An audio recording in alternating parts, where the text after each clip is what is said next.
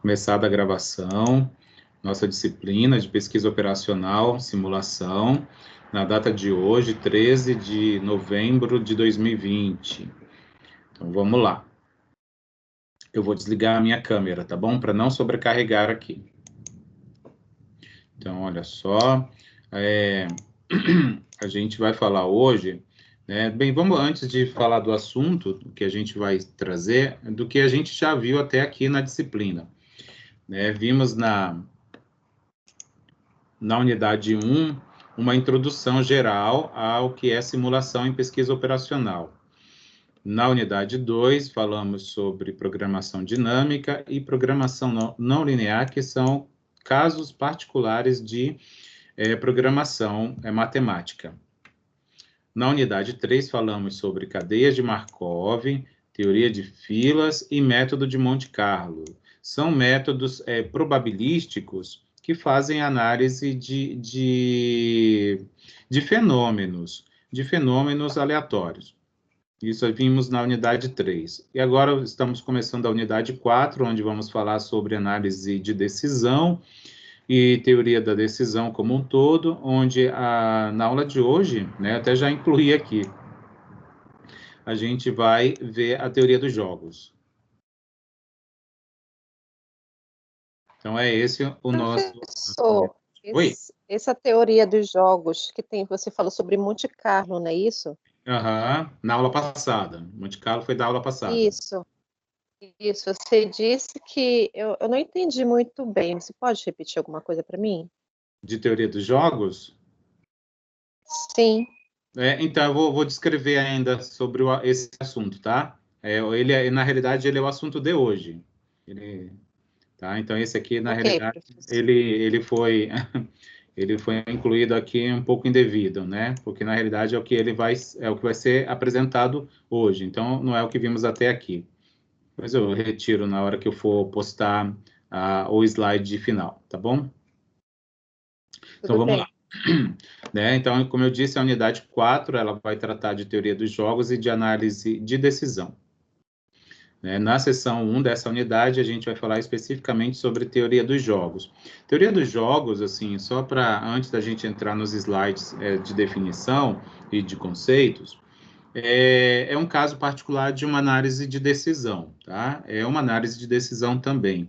É um tipo na realidade, uma simulação, né? É uma simulação de disputa, de ambientes competitivos. Então, nada mais pertinente, né, de utilizar essa metodologia quantitativa para análise de mercado, tá? É claro que sempre quando a gente apresenta nas disciplinas, a gente apresenta da maneira didática, né, de uma forma mais acadêmica, mas é possível encontrar facilmente na literatura aplicações reais, principalmente em artigos da área de administração. Eu não conseguia separar isso para essa aula, até fui procurar, mas não achei nada assim que eu pudesse trazer, porque eu procurei pouco também. Na realidade, não é que não exista, existe muito, inclusive, a literatura é ampla, porque essa metodologia, ela é, de certa forma, antiga, tá? Ela é, de certa forma, antiga. É claro que ela vem se adaptando aos tempos modernos, né? Ela sempre vem em adaptação, mas é bem bonitinha, assim, é uma teoria bonitinha. Então, olha só, eu sempre trago esse slide, né, também, junto, antes de entrar na aula, que eu informo a respeito da leitura da sessão, porque é importante, né, em geral, os textos do nosso livro, eles são textos mais simples, né, tentam ser não carregados, muito pesados em ter notação matemática, não ser muito técnico, eles tentam fazer escrever com uma linguagem dialógica, né, que se fala, assim, como se tivesse alguém falando com a gente, né, mas essa é a proposta mesmo do método KLS. Então, por isso que é sempre importante a gente fazer a leitura do livro, tá, antes da aula. Da mesma forma, a atividade diagnóstica é importante fazer, que são 3 questões, né, isso até é uma forma da gente fixar o conteúdo lido. E fazer a leitura da web-aula também, é outra que compõe, né, a leitura, né, o estudo do conteúdo da disciplina, da sessão, no caso. Então, vamos lá. Vamos falar um pouquinho sobre a teoria dos jogos, né? Então, como eu disse, é um método quantitativo, né? Então, é uma teoria matemática que vai tratar de como competidores, tá? Então, eu vou já falar aqui que são competidores, são os jogadores também, né? Como eles vão elaborar as estratégias, né? Então, é planejamento estratégico isso aqui também, né? De certa forma. De uma vez que as estratégias estão interrelacionadas, né? Então, essa aqui é a definição trazida por esse autor, Colin, tá? Em 2018, e de Hillier. Hillier é uma literatura bastante tradicional na área de pesquisa operacional. É um livro traduzido, a última tradução dele foi em 2013, tá? E isso está contido no nosso livro-texto. Então, esse é o conceito que a gente vai utilizar para a teoria dos jogos. Bem, essa técnica vai considerar que os jogadores ou competidores vão tomar decisões, certo? De forma racional. E vão escolher estratégias, ó, de novo a palavra estratégias, que vão, obviamente, fornecer para cada um, né, para si, né, o melhor resultado, né, ou o menor prejuízo, né, se isso for inviável, se for inevitável. A teoria dos jogos, ela considera que ela ocorre em ambiente em que dois ou mais jogadores competem entre si. Tá? Então, não só dois. Eu vou apresentar o caso particular para dois, só para a gente entender um pouco da metodologia, mas na prática, né, vamos dizer assim, isso ocorre sempre com mais que dois jogadores. O objetivo, né, como eu já disse, é a obtenção de uma recompensa máxima, tá? Recompensa máxima. E aí vamos considerar os ambientes onde se desenvolvem essa técnica, são ambientes dentro da análise de decisão chamados ambientes sob incertezas. Tá? Ambiente sob incerteza é quando você tem que tomar uma decisão sem ter a informação apropriada ou adequada para tal. Então, quando isso ocorre, a gente pode dizer que a gente está sob, né, ou embaixo, né, de um ambiente sob incerteza, né, que é onde nós temos informações.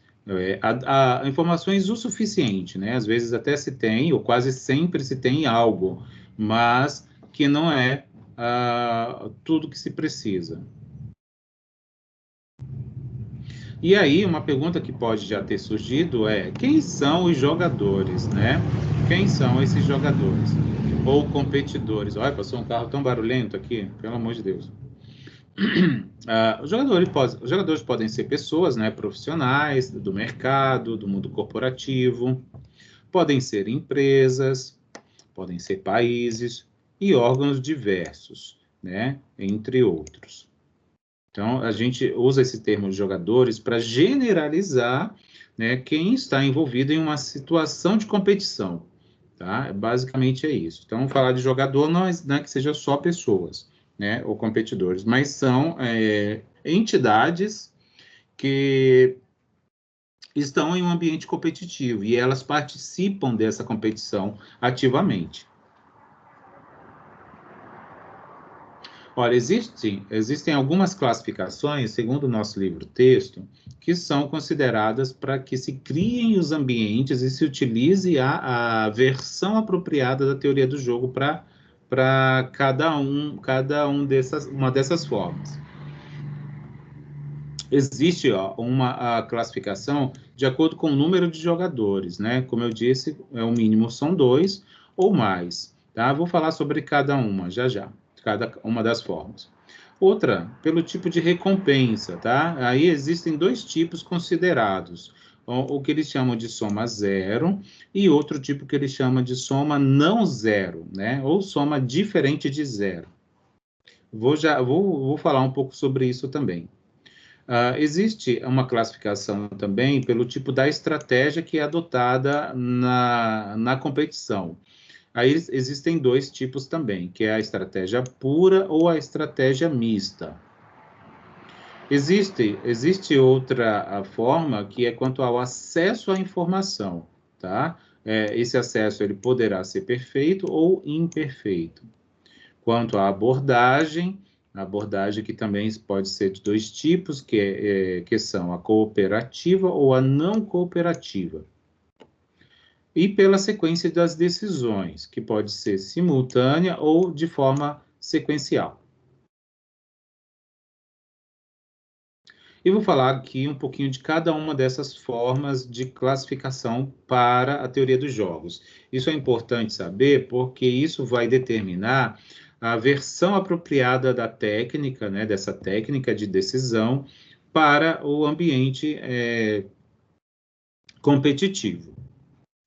Quando se leva em conta o número de jogadores, isso sempre tem que ser considerado. Quando se tem 2 ou mais, isso se trata do número de interessados, né, em participar do jogo, ou seja, são os competidores em si. Como as empresas de mesma área de atuação, né, que desejam aumentar a sua participação no mercado, né, a sua fatia lá de clientes dentro de um determinado nicho.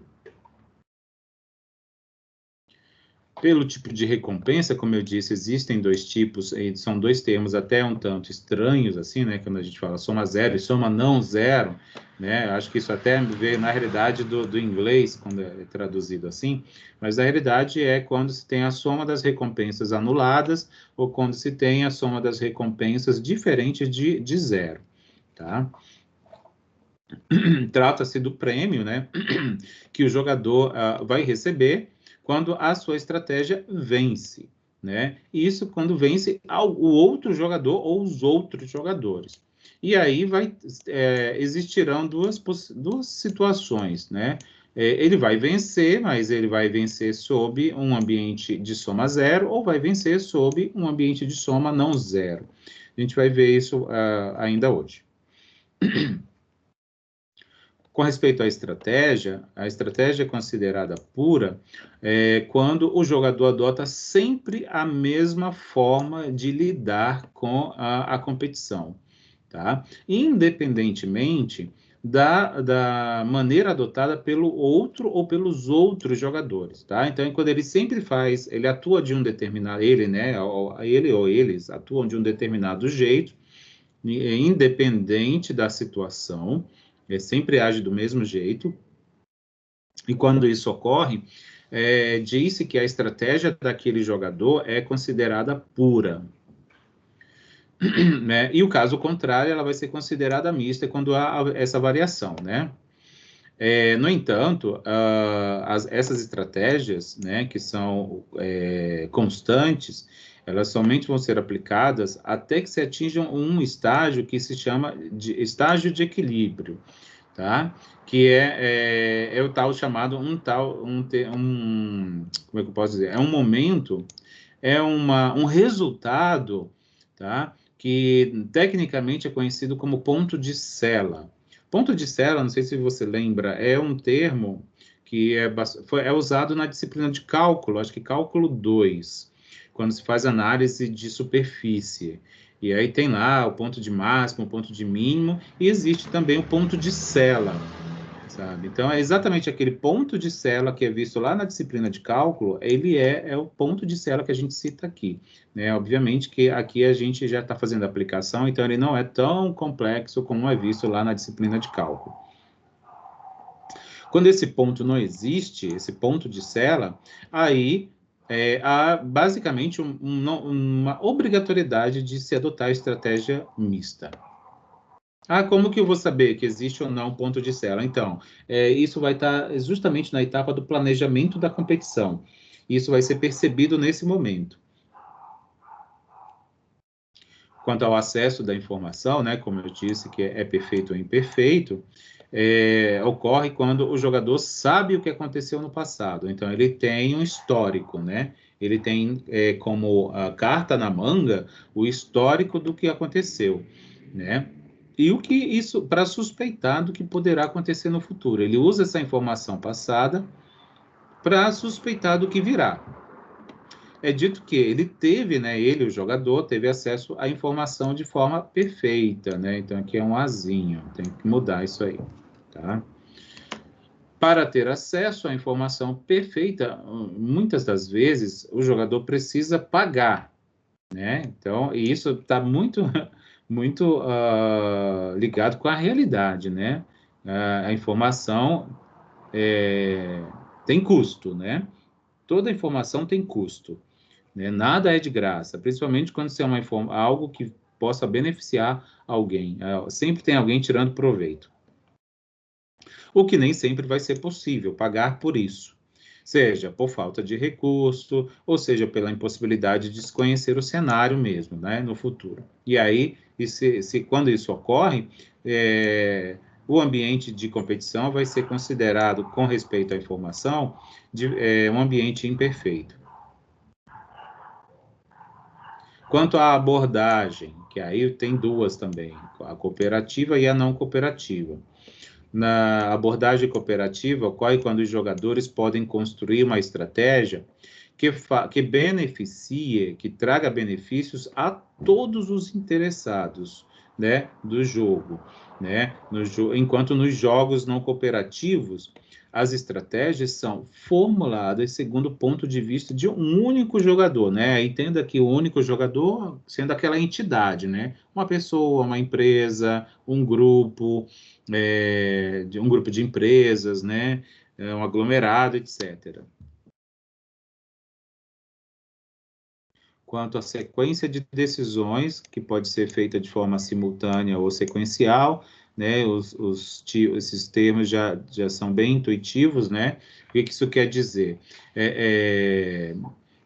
Quando se observa a sequência da decisão, ela é dita simultânea quando se faz todas as decisões desejadas de uma única vez. E é dita sequencial quando se faz uma de cada vez em seguida, tá? Então, os jogadores vão poder escolher a estratégia de forma simultânea ou ao mesmo tempo, ou então em decisões sequenciais, né? Isso quando cada jogador aguarda a sua vez de jogar, né? Isso quando é possível, né? Quando é possível no ambiente competitivo, quando não é possível atuar simultaneamente. Aqui tem um recurso que é muito utilizado na teoria dos jogos e também na análise de decisão como um todo, tá? Como já disse, a teoria dos jogos. Ela é um caso particular de uma análise de decisão, né? Que compõe a teoria da decisão. É uma teoria administrativa, né? É uma teoria que foi criada, apesar de ser bastante utilizada na engenharia e na análise de dados como um todo, mas é uma teoria que foi criada no campo da administração, tá? Então, é um método quantitativo que foi criado lá. Então, veja só, existe um quadro de informações que é chamado de matriz de recompensas, tá? Essa matriz, ela possui informações relacionadas a pagamentos, retornos ou compensações. Então, em geral, o seu conteúdo aqui, ele se refere a informações monetárias, tá? No caso, a gente chama isso de matriz, né? No caso, ela é bidimensional quando eu tenho dois jogadores, tá? Vamos supor aqui, eu tenho o X e eu tenho o Y, né? Ou o L, como eu estou citando aqui, e o jogador C, tá? E aí, cada jogador tem um conjunto de estratégias para utilizar na competição, tá? Da mesma forma, o outro jogador, tá? Tem um conjunto lá finito, tá? Eu coloquei assim, com esse símbolo, para generalizar, mas isso geralmente é bem menor, é um número finito menor. E aí tem as combinações de resultados, tá? A gente sempre olha aqui os ganhos do jogador que está representado na linha em relação ao jogador que está representado na coluna. Por exemplo, como é que a gente lê isso que está aqui, ó? Esse par ordenado L1C1 quer dizer que o jogador L1 ganha L1, tá? E o jogador C1 perde essa quantidade C1 monetária, tá? É sempre assim a leitura que a gente faz. Isso aqui é uma matriz genérica, tá? Uma matriz de recompensa genérica. Mas existe uma matriz de recompensa específica para cada forma de cenário, né? Quando eu mostrei aqueles 6, 7, aquelas 6 ou 7 formas de classificação, tá? Inclusive, quanto ao ganho, a recompensa, que eu até citei lá, né? Que lembra quando eu falei da soma zero e a soma não zero? E aí tem-se uma versão de uma matriz de recompensa para cada ambiente desse tipo. Por exemplo, aqui, ó, percebe que o conteúdo interno dessa matriz de recompensa já é diferente dessa anterior que eu mostrei? Quando você está num ambiente de soma zero, não precisa apresentar o par ordenado de ganhos, né, ou de perdas, tá? Apresenta-se somente um valor, onde esse um valor vai ser o ganho do jogador da linha, com a estratégia da linha que está sendo considerada, e com a perda do jogador da coluna, tá? Considerando a estratégia da coluna em questão. Então, ó, esse 4 que está aqui está me dizendo o seguinte, que o jogador 1 ganha 4 unidades monetárias e o jogador A ele perde 4 unidades monetárias. Então, na realidade, aqui é uma forma simplificada de representar esse par ordenado aqui, ó, 4 e menos 4. E aí é de onde vem o termo soma zero. Porque se a gente soma 4 com menos 4, a gente vai ter zero como resultado. Da mesma maneira aqui, né? 3 para ele ganhar e menos 3 para este perder. Menos 1, aqui perdeu, ó. O B perdeu, quando ele usou a estratégia B2, ele perdeu uma unidade. Isso quer dizer que o A2 ganha uma unidade. Então, na utilização dessas estratégias aqui, ó, B2 e A2, né, estou usando aqui, ó, percebe que o jogador A tem 3 estratégias e o jogador B tem 2, pode isso acontecer também? Nesse cenário aqui, o B perde. Nesse aqui também o B perde. Nesse aqui o B ganha. E nesse aqui o B também ganha. Tá? Então é uma leitura dessa forma que tem que ser feita. Mas sempre só acontecer quando for um ambiente de soma zero. E isso sempre é informado no problema. O ponto de Sela, como eu já comentei a respeito, ele sempre vai existir em ambiente de soma zero, tá? Então, é um conceito que ele sempre vai existir em ambiente de soma zero. E o que é esse ponto de Sela? Na realidade, é aquela alternativa ou aquela estratégia que vai ser mais favorável para ambos os jogadores, ou todos eles, conjuntamente. Vou voltar aqui um pouquinho naquela tabela que eu estava mostrando na matriz de recompensa anterior. Então, tá aqui. Vou voltar aqui. Deixa eu apagar essas coisas para eu poder falar. Tá? Pronto. Então, olha só. Ponto de Sela. Vamos olhar aqui. Olha só. Para o jogador B, por exemplo, o melhor cenário, a melhor alternativa é esta aqui, né? Que é o maior valor. Então, se ele usar o B1, ele vai obter o melhor resultado possível. No caso do jogador A, o melhor resultado para ele é aqui, ocorre aqui, ó, com um 5. No entanto, ó, percebe que são duas estratégias distintas, né? No caso aqui, ó, não há não há uma interseção, né? Então, é preciso haver uma interseção. A melhor para o B está aqui, então, e a melhor para o A está aqui. Então, na realidade, o que a gente tem que ver? A gente tem que ver qual é o menos ruim, o melhor que satisfaça para todos. Então, aqui não vai satisfazer para o A, aqui não vai satisfazer para o B. Porque, veja só, aqui o A, ele perde 5, mas onde que ele perde menos? Aqui, né? Então, e o B, ele ganha mais aqui e aqui. Mas o A, a gente tem que também pensar no caso do A. Tem que considerar, desculpa, tem que considerar também a questão da perda. Então, tem que ser a perda mínima com o ganho máximo. A perda mínima, ela ocorre aqui, ó. Tá? Ela ocorre aqui. Então, a gente vai considerar, na realidade, esse 4. Tá? Então, a perda mínima ela vai ocorrer aqui. Então, esse 4, apesar de não ser o maior ganho do B, ele vai ser o tal do ponto de sela. Tá? Ele vai ser o tal do ponto de sela.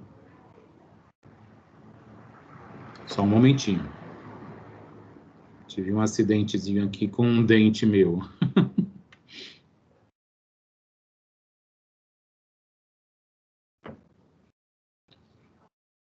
Pronto. Vamos lá. Existem alguns critérios, que são métodos, que são utilizados para se fazer análise de teoria de jogos, tá? E aí, que não seja exclusivamente o ponto de sela, por exemplo, tá? O ponto de sela ela é uma análise, de certa forma, subjetiva, tá? De certa forma, assim.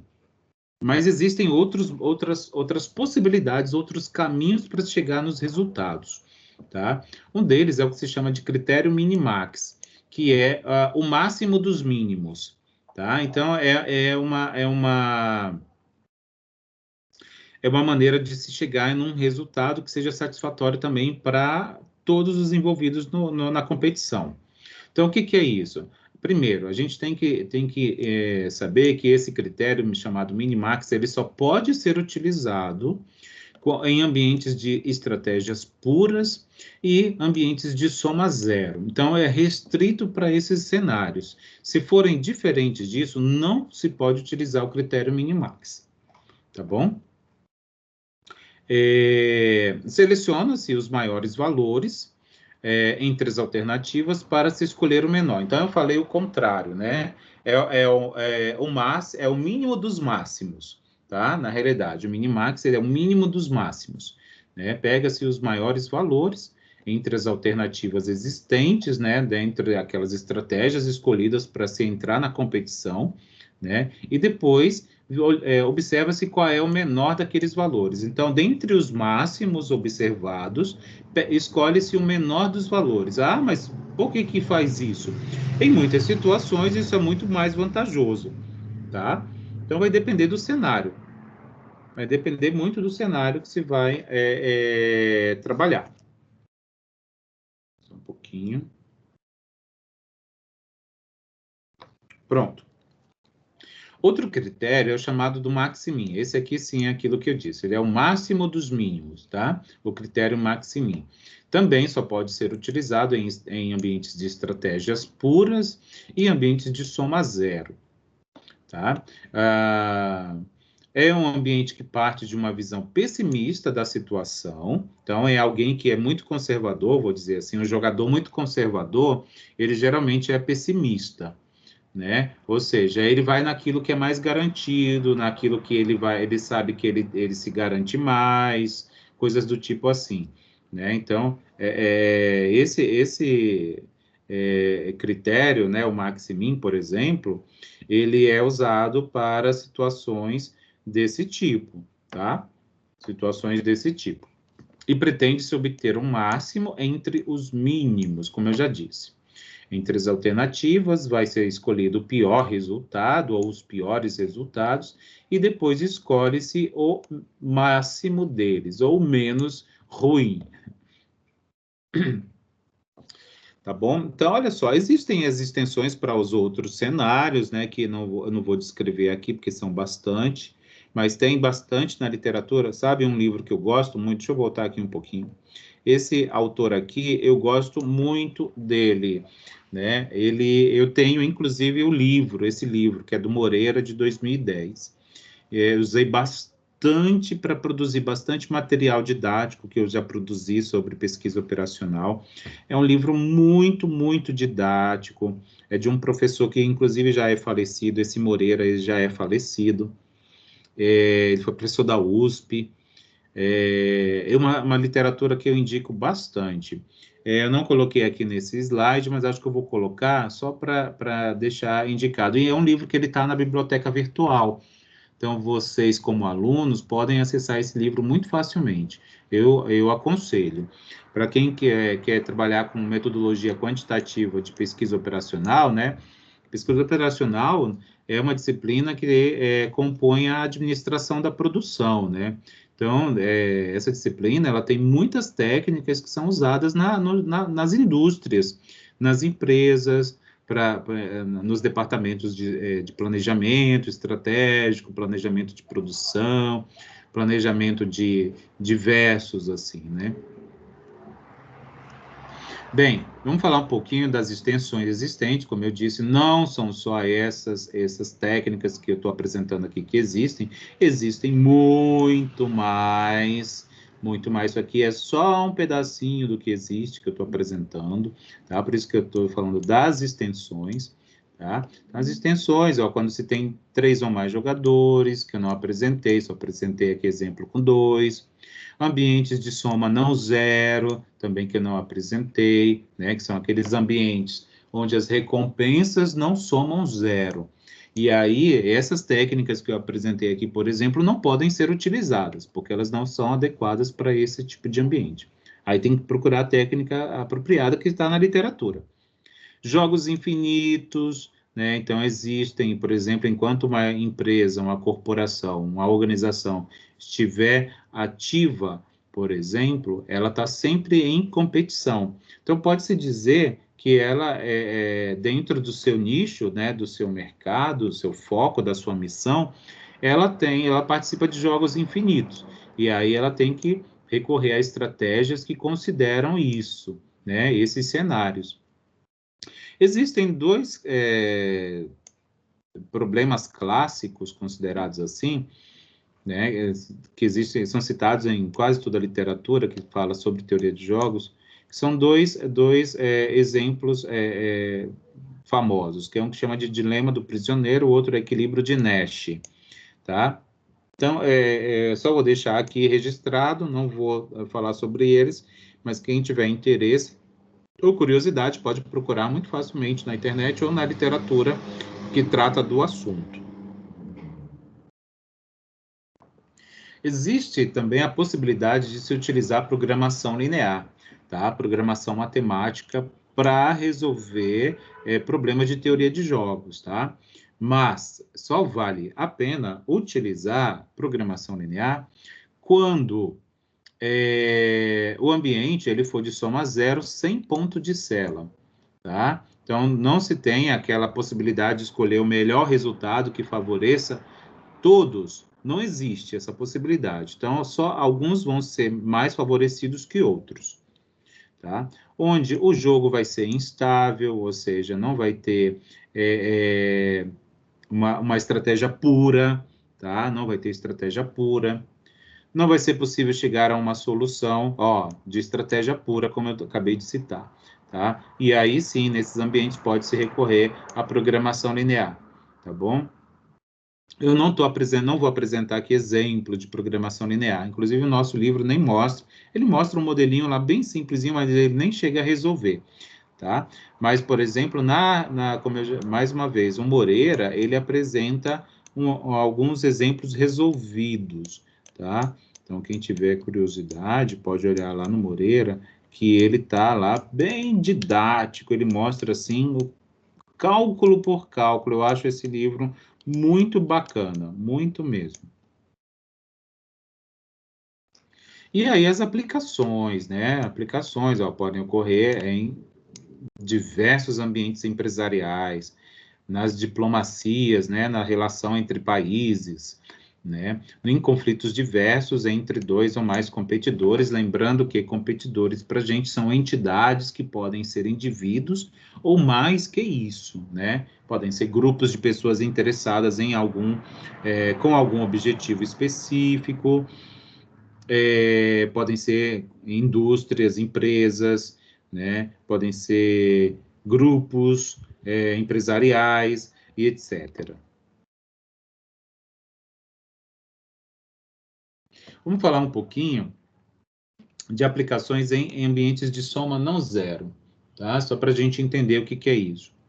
Isso ocorre com estratégias de veiculação de propaganda de empresas, por exemplo, concorrentes, que podem afetar tanto a fatia de mercado em que elas atuam ou que elas desejam conquistar, quanto o tamanho, né, ou a dimensão do mercado que ela está em disputa. Tá? Quando tem esse desbalanceamento, é certo que não será possível utilizar, por exemplo, uma matriz de recompensas considerando a soma zero. Tá? Então, são ambientes de desbalanceamento em termos competitivos mesmo, ou seja, quando algumas empresas têm mais vantagens que outras. Tá? Então, esse é um ambiente considerado como de soma não zero. Tá? É quando alguns jogadores têm vantagem sobre outros. Existem o que se chama de jogos cooperativos, né, que eu inclusive já citei lá nas formas, na classificação das formas, né? Isso ocorre quando levam a acordos entre competidores, né, de forma que a participação em concorrências e licitações, por exemplo, tá, permitem a originação, né, ou a criação de consórcios, né? E aí esses consórcios eles vão entrar em disputa, né, conjuntamente, né?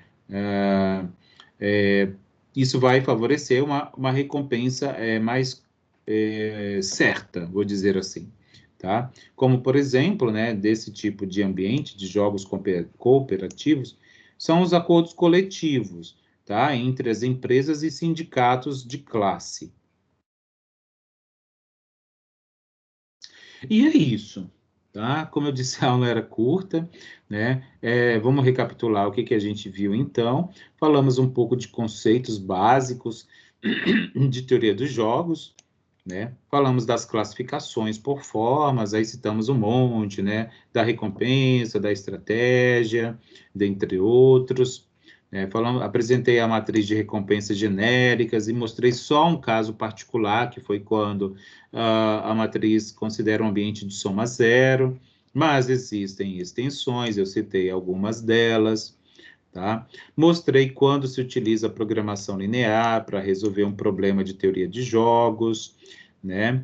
E descrevi algumas poucas aplicações possíveis. Então, na realidade, essa teoria ela é aplicável de forma muito extensa. Então, ela abarca, abrange, né, muitas situações. Então, isso quer dizer o quê? Isso quer dizer que ela é muito utilizada, por mais que a gente não saiba. Ela está lá aplicada, né, implementada nos softwares, por exemplo, nos softwares de simulação, né? Está aqui a nossa referência, né, o nosso livro-texto. Eu vou colocar o livro do Moreira aqui, tá? Para deixar aí para vocês procurarem. Vou colocar o link da biblioteca virtual, para facilitar para vocês. Agora você já pode, tá certo? Pode fazer a atividade pós-aula da sessão 4.1 e já peço para fazer a leitura da sessão 4.2 para a nossa próxima aula do livro didático, tá? Sessão 4.2 do livro didático para o nosso próximo encontro. Façam a leitura também da web aula da sessão 4.2 e podem realizar, depois da leitura, obviamente, a atividade diagnóstica da mesma sessão. São 3 questões de múltipla escolha que vocês deverão responder. E isso vai trazer pontuações também para vocês por conta da avaliação continuada. Então, isso é vantajoso para vocês. É isso aí, muito obrigado. Deixa eu encerrar aqui. Então, eu vou encerrar a gravação, agradeço. Então, eu vou terminar.